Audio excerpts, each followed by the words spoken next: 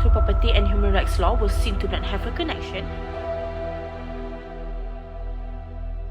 Increase in the development of soft law human rights norms, the treatment of intellectual property product consumers, the articulation of maximal standards for the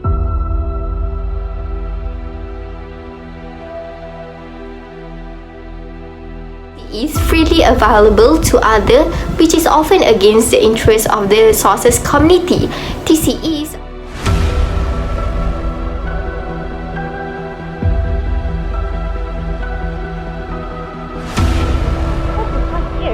Article 56.1 stated that these double consents were given on the time.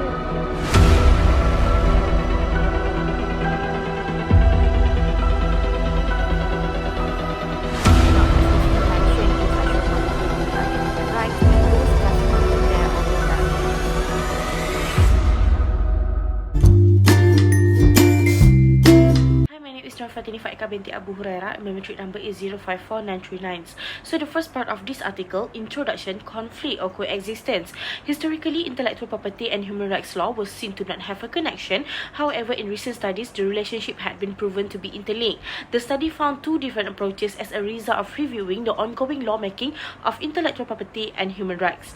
The first approach upholds the stance that human rights and intellectual property as a form of conflict. In this sense, the solid protections of intellectual property was viewed as undermining. Therefore, it contravenes the general concept of human rights, mainly in preserving economic, social and cultural rights. Following this, it had been strongly advocated under Article 15 Clause 1 Clause C of the International Covenant on Economic, Social and Cultural Rights (ICE-SCR), which stated that human rights protect not all aspects of intellectual property rights. Next, the second approach supports that intellectual property is compatible with human rights. This school believes that both laws are interconnected in guaranteeing the public has access to the product while granting exclusive rights to the inventors and authors to produce and alter.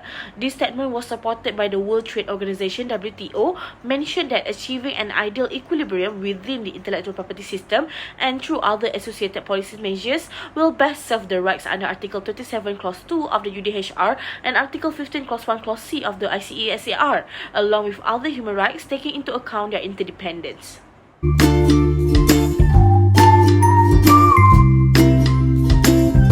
Assalamualaikum, my name is Nur Fatini Amira, matrix number 056376, and I will be continuing on the next part in this article review, which is historical isolation of the human rights and intellectual properties regimes.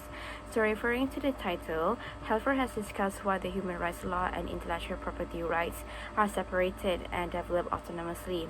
Though there exists provisions in the 1948 UDHR that covers intellectual property, it does not explicitly mention that protection of the intellectual property as fundamental human rights.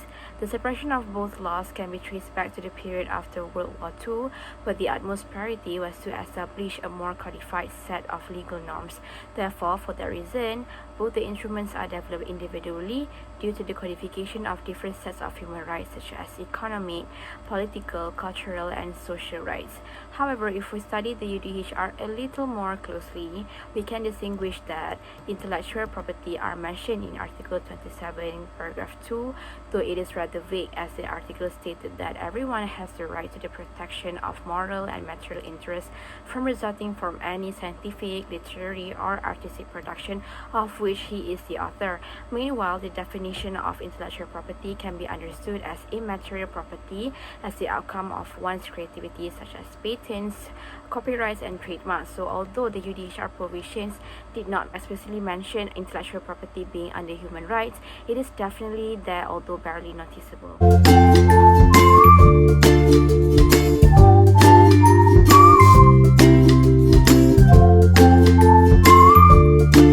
Hi, my name is Nurin Isati and my metric number is 055335. As you can see, I'm a little bit unaware, but let's jump my summary of my points. The first point stood when the author stated that indigenous community demands on the right to knowledge their culture. The transmission of traditional knowledge can take many forms including stories, songs, dances, carving, paintings, and other live performances. A growing number of people are realizing the importance of traditional knowledge including these communities. Secondly, From the point of view intellectual property, a lot of this knowledge was seen as being a public domain. When it comes to cultural heritage collection or traditional form of expression, dealing with IP issues can be challenging. It is an excellent concern for indigenous people. This could make TCEs freely available to others, which is often against the interests of the sources community. TCEs are public domain under IP law. And lastly, supports the author concerning the instruments. Even if international human rights instruments has considered important for preserving indigenous people's rights, they are insufficient to ensure their survival, well-being, and dignity. The vast majority of international human rights instruments protect individual rights. For example, ILO Convention number 169 provide the international community and nation with a universal framework for recognizing indigenous people rights and various content.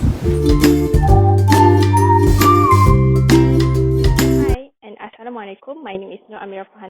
Chapter 3, the TRIPS Agreement and Human Rights, comprehends the pivotal issues on legal elements such as patents, copyright, and trademark. The TRIPS Agreement coverages of human rights and IP. They need to protect all WTO's member regards from developed and underdeveloped nations. Criticism can be profound when TRIPS agreement that non-compliance with the rules of treaties. For instance, it will be vigorous for another party to have in one hand resolving the dispute settlement. WTO panels and the appellate body itself seems to be biased with the forced sanctions. Besides, the documents and reports on those principles and systems were incisive. Clash of degrees take place in member states concerning their monetary stability, governmental capability, and international establishment. Affidavit of human rights effect by the part of WTO agreement develop discriminatory treatment when developing countries further their new patents for 4 to 5 years. Meanwhile, Article 66.1 stated that least developed countries were given only 2006 to enact TRIPS, and it was inconceivable to extend their paternity rights. Strategy in IP rights is for the financial disadvantage of corporations such as medical industry fixates on R&D in malaria. It was clear that the TRIPS against legal elements of human rights. A tentative case of the COVID-19 outbreak can be seen when the company put barriers on their healthcare product. The prominent uses of vaccine is to help others, especially underdeveloped countries, in accessing healthcare and life-saving vaccine. The TRIPS agreement on paternity, 100 civilians failed to obtain. The nations need to own the basic healthcare. Hi, my name is Balkis Adriana with Metro number 055014, and I will be explaining about the future trajectories for human rights and intellectual property. According to Helfer, problems that develop when human rights and intellectual property collide are difficult to settle. As a result, the international legal system will face 4 consequences, including an increase in the development of soft law human rights norms, the treatment of intellectual property product consumers, the articulation of maximal standards for the protection of intellectual property, and the acceptance of human rights norms in founded intellectual property lawmaking institutions like as WIPO and WTO. In our point of view regarding this part, the author believed that even so, the intersection between intellectual property and human rights might make the international legal system a bit chaotic and complicated in a moment. However, all those effects certainly will leave a good side effect as well, and we could not agree more on this. Instead of making it continuously complicated by arguing about it all the time, we should accept and embrace the adoptions of human rights in intellectual property law. In the future, protection for intellectual property will need to defend fundamental human rights by ensuring that everyone has full right to technology. At the same time, this safeguard will need to take into account the financial and the ethical concerns of the innovators who make essential advances.